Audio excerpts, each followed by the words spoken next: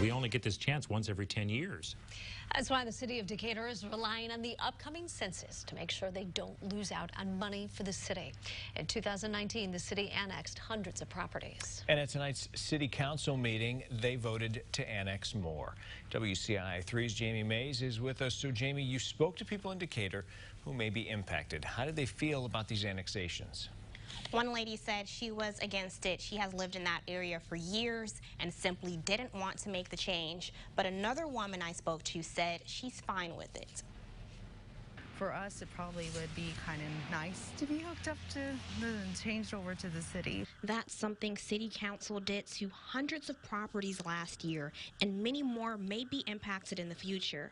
They started annexing properties last year. There were 3 reasons for this. The first was the upcoming 2020 census. We had until the end of calendar year 2019 to bring in as much property as possible for it to count on the census. New numbers from the U.S. Census data show Macon County is in the top 4 in the states for losing people.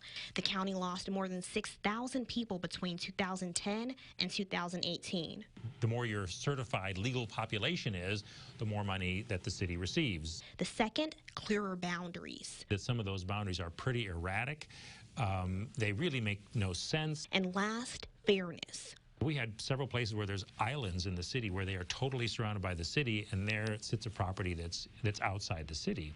Well, these people are receiving many city services anyway, but theoretically not paying for them. And that's what they wanted to change. The city has brought in between 200 to 300 parcels since the end of 2019. Annie Pickrell says her home was being considered, and it's a change she welcomes.